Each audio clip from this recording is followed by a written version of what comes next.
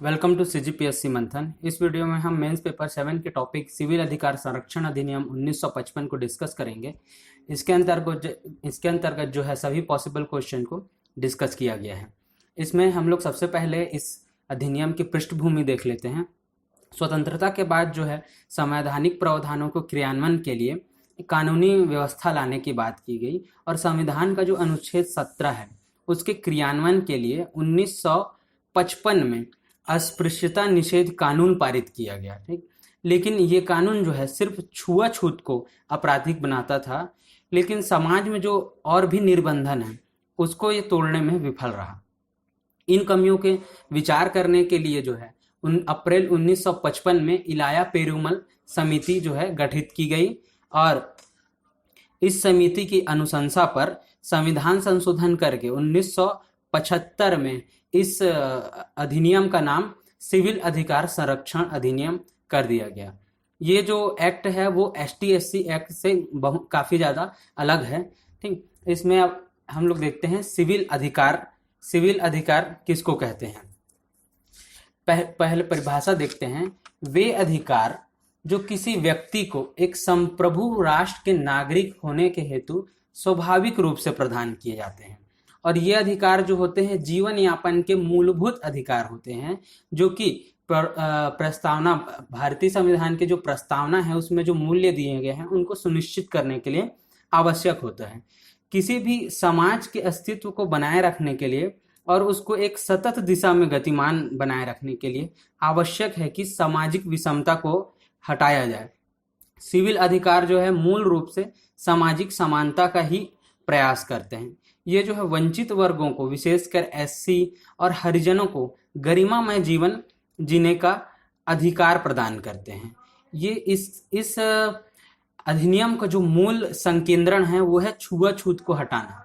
ठीक, तो लोक मनोरंजन स्थान, इसके अंतर्गत कोई भी ऐसा स्थान या आता है जो जहां लोगों के मनोरंजन की व्यवस्था की गई हो, जैसे कि मल्टीप्लेक्स हो गया, थिएटर हो गया, कोई एग्जीबिशन हो गया, स्पोर्ट्स कॉम्प्लेक्स हो गया, जहां भी लोगों के मनोरंजन की व्यवस्था की गई हो, जहां पे सार्वजनिक जो पब्लिक प्लेस हो, जहां पे जनता को प्रवेश करने की इजाज़त हो। ठीक है, नेक्स्ट देखते हैं इसमें लोक पूजा स्थान। ऐसा स्थान जो धार्मिक पूजा के लिए सार्वजनिक स्थान के तौर पर उपयोग में लाया जाता है और जहां प्रार्थना या किसी भी प्रकार की धार्मिक गतिविधि संचालित की जाती है, लोक पूजा स्थान कहा जाता है। ठीक है, नेक्स्ट देखते हैं कि जितने भी प्रकार के निर्योग्यताएं हैं उनके लिए इस अधिनियम में दंड के क्या प्रावधान है। तो इसको धारा 3 से लेकर धारा 7 तक बताया गया है।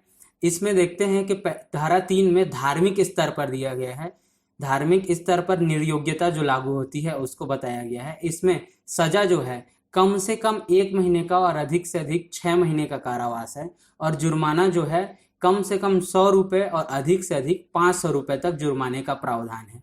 इसी प्रकार जो है धारा 4 में सामाजिक स्तर पर जो निर्योग्यता लागू होती है उसको बताया गया है।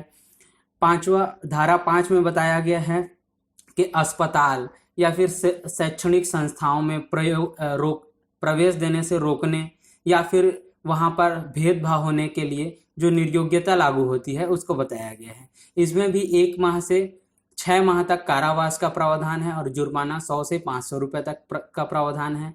छठवा धारा 6 जो है, धारा 6 आर्थिक निर्योग्यता को बताता है। इसमें यह बताता है कि किसी भी प्रकार का व्यापार करने, व्यवसाय करने, माल बेचने या सेवा प्रदान करने से इनकार करने के लिए जो निर्योग्यता लागू होती है उसको भी बताया गया है। इसमें कम से कम 1 माह और अधिक से अधिक 6 माह का कारावास है और जुर्माना जो है 100 रुपये से लेकर 500 रुपये तक है। अब आते हैं धारा 7 में। इसमें अस्पृश्यता से जुड़े जो अन्य अपराध है उसके लिए दंड का प्रावधान बताया गया है, या फिर अपराध का दुष्प्रेरण करने के लिए भी जो दंड का प्रावधान है उसको बताया गया है। इसमें भी 1 से 6 माह का कारावास है और इसमें भी 100 रुपये से 500 रुपये तक का जुर्माने का प्रावधान है। ठीक, नेक्स्ट क्वेश्चन देखते हैं कि विशेष प्रकृति के बलात् श्रम और उसमें दंड के क्या प्रावधान दिए गए हैं। इसमें जो है इसे धारा साथ में बताया गया है, और बलात् श्रम को भी एक प्रकार की अस्पृश्यता की श्रेणी में डाला गया है।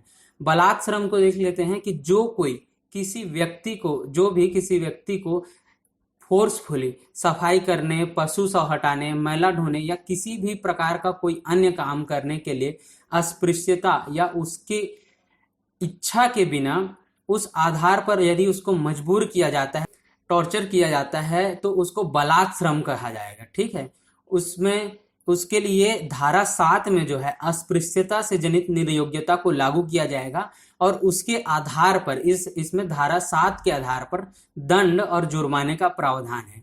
इसमें दंड में ये है कि कम से कम 3 माह और अधिक से अधिक 6 माह का कारावास का प्रावधान है, और जुर्माने में कम से कम 100 रुपये और अधिक से अधिक 500 रुपये तक के जुर्माने का प्रावधान है। ठीक है, नेक्स्ट देखते हैं इसमें सिविल न्यायालय की अधिकारिता का विस्तार। इसको धारा 8 से लेकर 11 तक बताया गया है। इसमें धारा 8 में क्या है देखते हैं। यदि किसी व्यक्ति पर आर्थिक निर्योग्यता अर्थात धारा 6 के तहत उसको निलंबित किया जाता है, तो इसमें ये बताया गया है कि न्यायालय जो है उसके व्यापार और व्यवसाय पर प्रतिबंध लगा सकती है। ठीक, नेक्स्ट देखते हैं धारा 9। धारा 9 में ऐसी संस्था जो कि सरकारी अनुदान से चल रही हो, उसको यदि भेदभाव का दोषी पाया जाता है तो उसका जो अनुदान है वो स्थगित कर दिया जाएगा, या उसमें कटौती कर दी जाएगी, या उसको रद्द कर दिया जाएगा। ठीक, इसमें नेक्स्ट देखते हैं धारा 10। यदि व्यक्ति अपराध स्वयं नहीं करता, किसी भी अन्य माध्यम से अपराध को कारित करने में सहयोग देता है, और तो उसे अपराध के दुष्प्रेरण के तहत दंड किया जाएगा। दुष्प्रेरण में यह होता है कि वो सीधे अपराध नहीं करता, या तो किसी को उकसाता है या फिर किसी अन्य माध्यम से अपराध में संलिप्त होता है। ठीक, इसमें यह भी बताया गया है कि यदि कोई लोक सेवक या फिर जांच अधिकारी है, वो किसी जांच को नेगेटिव रूप से प्रभावित करता है, तो वो भी जो है उसको भी दंडनीय उसका कृत्य भी जो है दंडनीय अपराध होगा।